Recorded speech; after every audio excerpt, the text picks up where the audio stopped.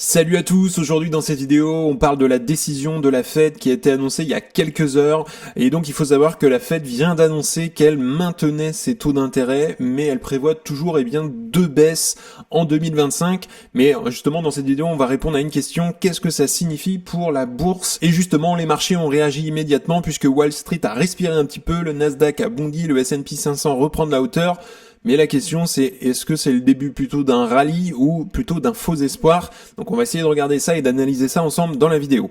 Alors, dans le premier temps, on va regarder pourquoi la Fed a maintenu ses taux et aussi ce qu'elle dit sur l'inflation. Dans un deuxième temps, on regardera comment les marchés ont réagi et ce que ça veut dire pour nous investisseurs. Et puis à la fin de la vidéo, quelle stratégie on peut nous adopter en fonction des scénarios possibles. D'ailleurs, tu peux en profiter pour mettre un petit like à la vidéo, ça permet de soutenir la chaîne et je te remercie grandement. Alors, la décision de la Fed, petit rappel dans un premier temps du contexte quand même macroéconomique, depuis mars 2022, la Fed a relevé ses taux agressivement pour combattre l'inflation.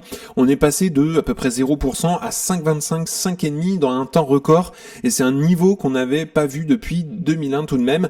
Et donc aujourd'hui, ces taux élevé, pèse quand même sur l'économie, même si on a eu des baisses quand même à partir de septembre 2024.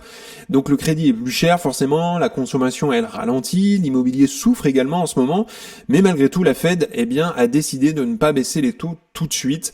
Donc c'est le statu quo actuellement. Donc si on analyse un petit peu la décision de la Fed lors de la réunion qu'on a eue donc ces dernières heures, ces derniers jours, la Banque centrale a confirmé qu'elle laisse ses taux inchangé, donc on est toujours dans la fourchette 4,25, 4,5 depuis décembre 2024.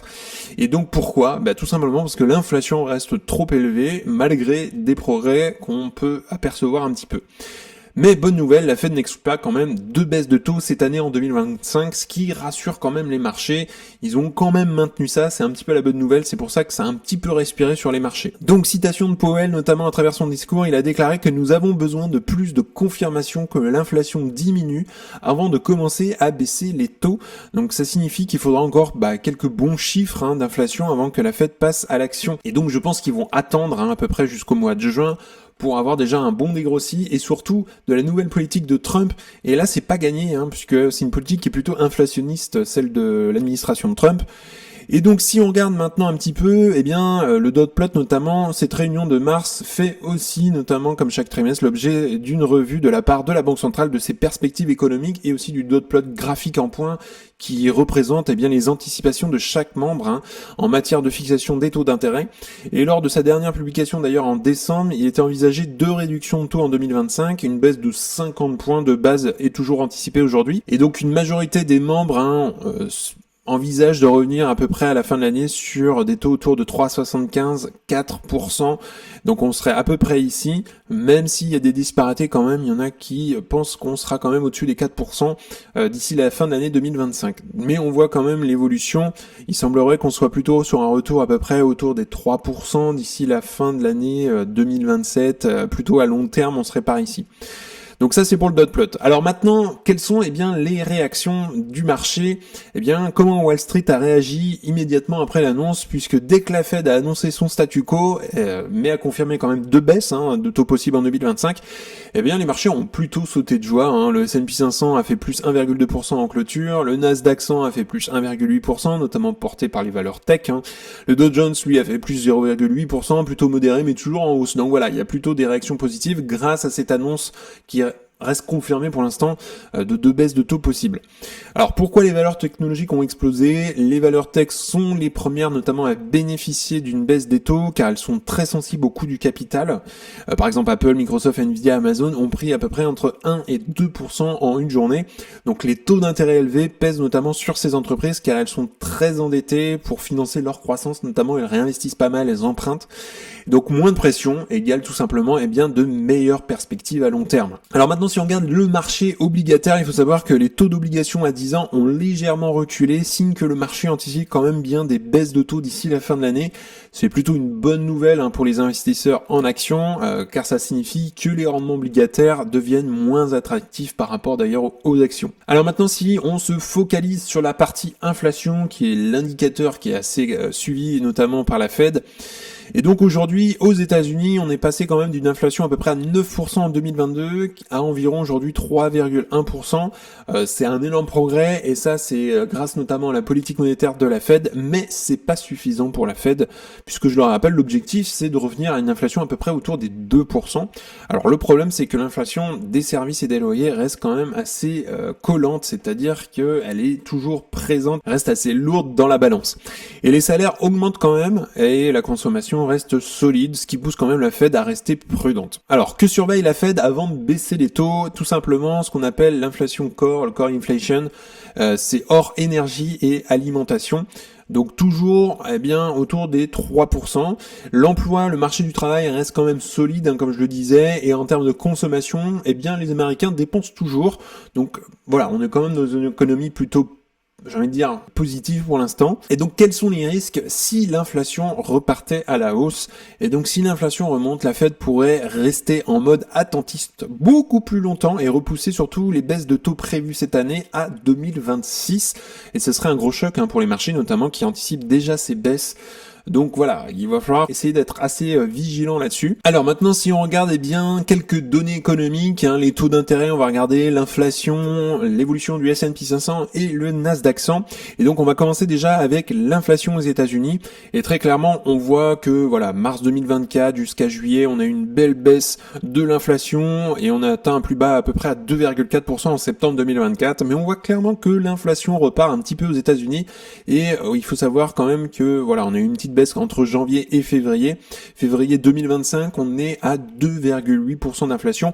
Donc on commence à arriver vers les 2%, même s'il y a un petit regain qui alerte quand même la Fed. Et si on regarde le forecast, donc la partie en grise ici de l'inflation aux États-Unis sur les mois qui vont arriver, donc pour mars on serait sur du 2,5%, mais il semble que l'inflation reparte un petit peu à la hausse sur autour des 3% d'ici le milieu de l'année 2025.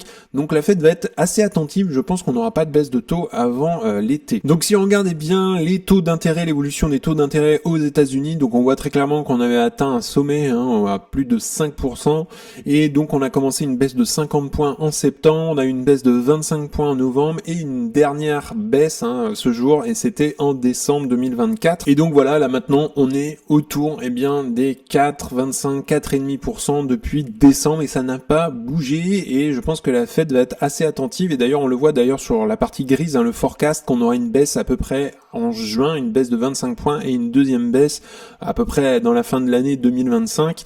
Mais il va falloir être attentif aux données économiques. Si on regarde, l'évolution du S&P 500, donc l'indice phare qui regroupe les 500 plus grandes entreprises du marché américain. Donc on voit très clairement que sur 5 jours, le S&P 500 a repris quand même 5%, et on a eu une petite reprise quand même ces derniers jours. Et si on regarde quand même depuis le début de l'année 2025, c'est la dégringolade quand même depuis à peu près le 19 février, donc ça fait un mois que le S&P 500 corrige pas mal, à peu près de 8 à 10%, voire même au plus bas. Et si on regarde le Nasdaq qui est lui plus volatile, clairement il a repris un petit peu plus de vigueur là ces derniers jours, mais si on regarde depuis le début de l'année, on a eu un plus haut à peu près autour des 22 175 points le 19 février, et on a eu un plus bas à peu près avec un moins 13% le 13 mars. Donc voilà, on a plus de volatilité sur le Nasdaq.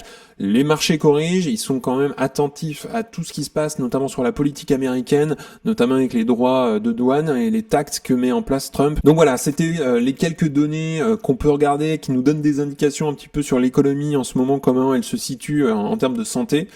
Et donc, que faire maintenant? Un des premiers scénarios, c'est les taux vont baisser en 2025, comme l'annonce la Fed. Et donc, dans ces cas-là, les valeurs tech et de croissance vont logiquement exploser. Notamment les ETF Nasdaq et S&P 500 devraient continuer à surperformer. Peut-être un deuxième scénario, c'est que la Fed repousse encore la baisse des taux. Ça pourrait arriver, les marchés risquent donc là, pour le coup, une correction, une bonne correction. Et donc peut-être qu'il faudrait être exposé à certaines valeurs défensives, comme la santé ou encore la consommation de base. Alors moi, ma stratégie personnelle, aujourd'hui, je vais garder mon allocation telle qu'elle est, notamment avec une diversification dans un ETF S&P 500. Ça peut être la tech également. Et donc, j'ai du cash en ce moment, j'en parle un peu plus que d'habitude. C'est-à-dire que ça me permet d'être prêt notamment lorsqu'il y a des corrections et des bonnes corrections, et je continue évidemment de surveiller les opportunités qui sont sous-évaluées parce qu'il y en a, certes, il y en a moins qu'en 2022, 2023 quand on avait un marché baissier à ce moment-là, mais il y a toujours des opportunités, il faut fouiller, il faut faire ses analyses bien évidemment. Donc petite conclusion sur cette vidéo, eh bien la Fed a tenu à rassurer les marchés, mais rien n'est encore gagné actuellement. Alors ils l'ont rassuré d'une manière en disant que ils ont toujours l'optique de baisser les taux d'intérêt en 2 fois cette année, mais l'inflation doit également elle encore baisser pour que entre guillemets la Fed continue et qu'on puisse respirer un petit peu. Et puis évidemment, comme je le disais, il faut être attentif aux politiques, notamment de l'administration Trump. Alors d'ailleurs, toi tu peux me dire en commentaire quelle est ta stratégie en ce moment en termes d'allocation du capital, qu'est-ce que tu penses notamment de la décision de la Fed, donc n'hésite pas à partager ton avis sous la vidéo. Également, si tu souhaites que je t'accompagne, eh bien c'est le premier lien dans la description, et dans ton espace membre tu auras accès notamment à ma watchlist avec mes objectifs de prix. Tu auras également accès au best stock, c'est-à-dire les meilleures actions à détenir dans ton portefeuille. Tu auras également accès à un discothèque cashflow pour estimer le juste prix à payer.